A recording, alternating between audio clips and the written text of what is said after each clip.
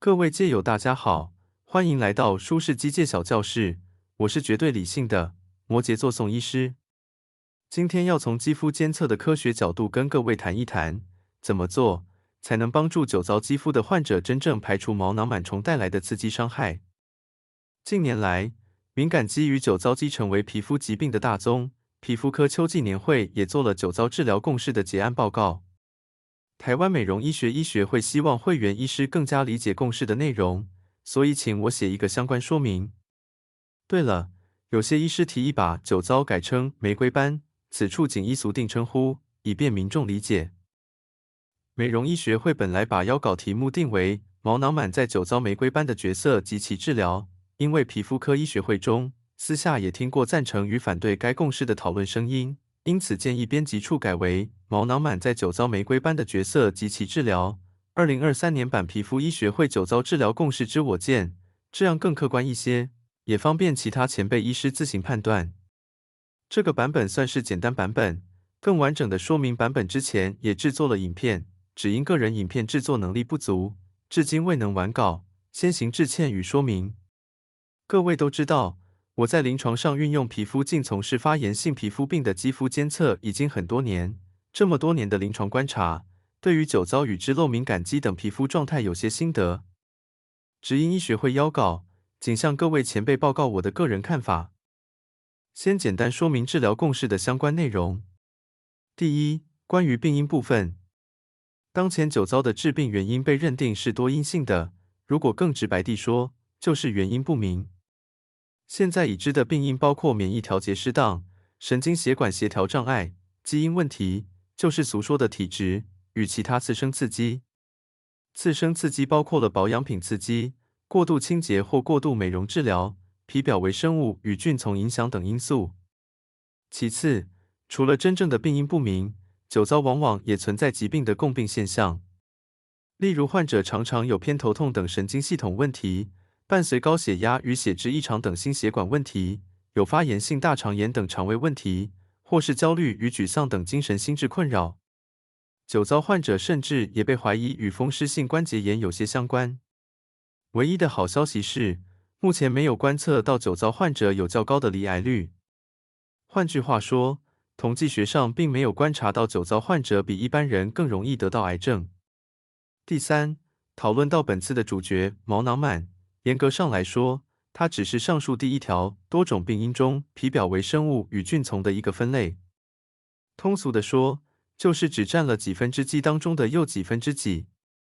即便专注在皮表微生物与菌丛这个领域，你也看到了，除了螨虫，还有表皮葡萄球菌、油芽孢杆菌与5日热巴尔通体，甚至肺炎披衣菌都有引发皮肤发炎的相关可能。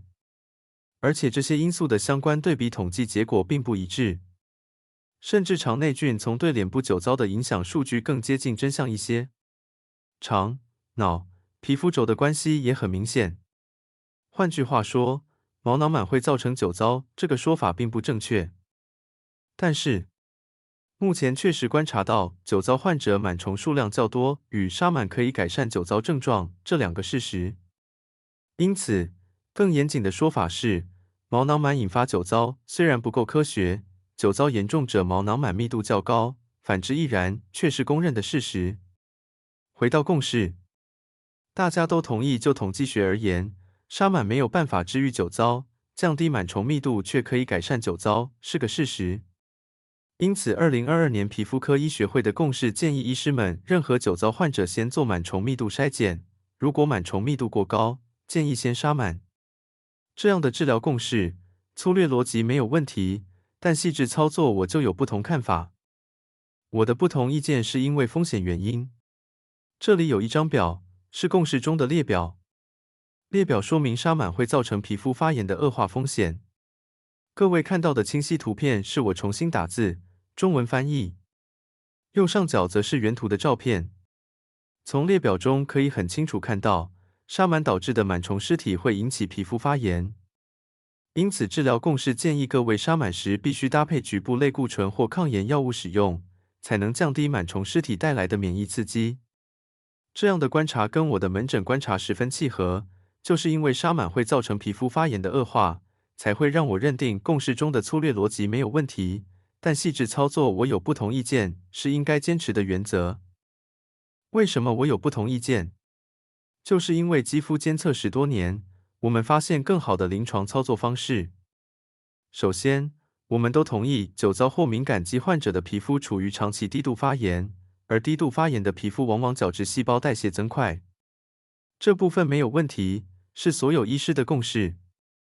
其次，我们知道毛囊满的食物是毛孔内堆积的皮脂与角质细胞，也就是说，皮肤发炎之后，角质代谢会增快，毛囊满的食物增多当然也会帮助毛囊满增生更多。换句话说，这使得我们怀疑究竟是皮肤发炎造成角质代谢速度加快，最终造成毛囊满增生，还是原先以为的毛囊满太多才造成皮肤发炎。依照逻辑推论，前者表示毛囊满增生是皮肤发炎的结果，而不是皮肤发炎的病因。毛囊满只是使得既有的皮肤发炎更为明显。如果毛囊满增生不是病因，杀螨当然只能减少螨虫对皮肤的次生刺激，减少皮肤发炎程度，绝不可能完全安抚已经发炎的皮肤。这也符合目前所有人观察得到的事实。再说得更清楚一些，毛囊满造成皮肤更加发炎的真实意思是，虽然螨虫虫体确实会增加皮肤的发炎刺激，但是既然螨虫是皮肤发炎角质增生的继发结果而非原始病因，杀除螨虫只能除去部分刺激。既然发炎的原始病因还在，发炎当然就继续存在。况且发炎会造成角质增生变快，杀螨只能做到一时抑制，继续发炎意味着角质继续增生，当然意味着食物继续增加，结果就是被杀除的螨虫密度早晚会再度生长回来。既然发炎是因，螨虫生长是果，再加上杀螨会造成虫虱刺激，虫虱刺激导致更多发炎。因此，如果无法厘清毛囊满增生与皮肤发炎的因果关系，杀螨就不会是绝对正确的治疗思路。于是，减少皮肤发炎成为酒糟治疗的常态思考。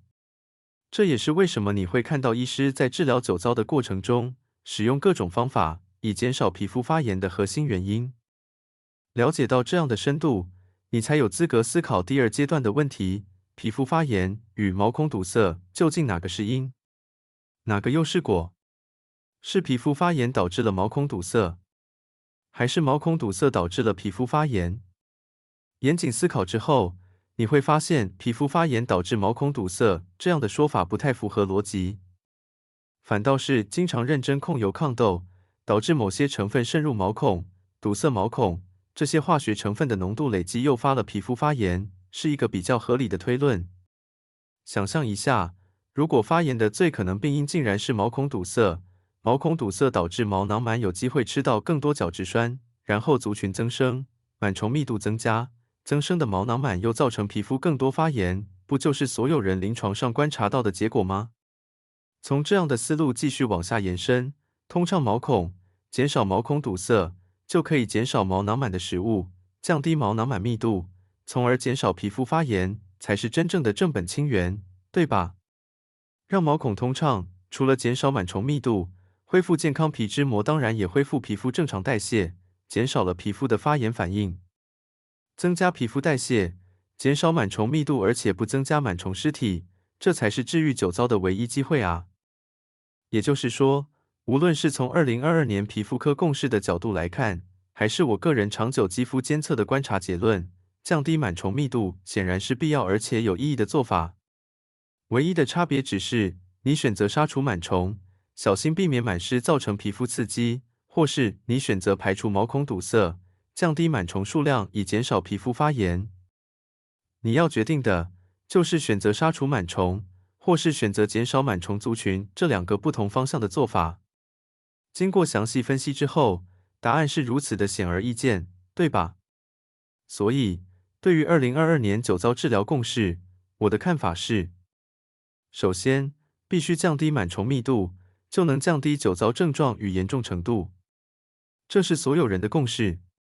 既然所有人都同意降低螨虫密度，唯一不同的是，你可以选择杀螨的方式减少螨虫密度，同时承担螨虫尸体造成的皮肤刺激风险。因为必须伴用类固醇或抗炎药物，因为药物的使用是避免不了的，这也是为什么杀螨这个行为会成为我跟某些皮肤科医师的担忧。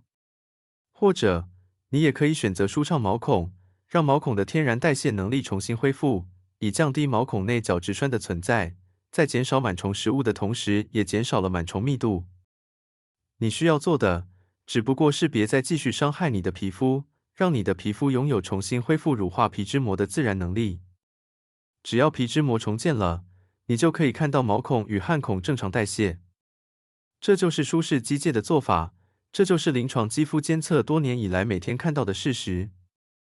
各位都看到这里了，当然就知道正确的做法。我的个人结论当然是，酒糟患者确实应该降低毛孔内的毛囊螨的数量，但是使用的手段是杀灭螨虫，获得很多螨虫的尸体，然后更多发炎，还是选择乳化代谢排除螨虫，同样减少螨虫密度？究竟应该怎么选择？简直是简单的不要了。对了，你现在应该做的是立刻订阅、点赞、分享这个影片，让更多受苦者可以获得正确资讯。做好事一定会有好报，你一定会身体健康发大财。我就替他们先谢谢各位了。这里是舒适机械小教室，我是绝对理性的摩羯座宋医师。我们下次再见。是不是还意犹未尽呢？想知道更多简单的皮肤健美知识吗？请扫描这个 QR code 加入脸书社团敏感肌酒糟与脂漏青春痘的自愈学习群。如果你习惯 WeChat 微信暖暖机界群，是所有华语界友的首选，界友多，讨论快，经验完整。这个 QR code 是管理员，让他带你进群，加入启力健康生技官方 LINE 账号，掌握每一则活动消息以及第一手肌肤新知、惊喜好礼、日常联系、最杀活动，全部都在启力官方 LINE 账号。心动不如马上行动哦！热烈欢迎您加入我们哦！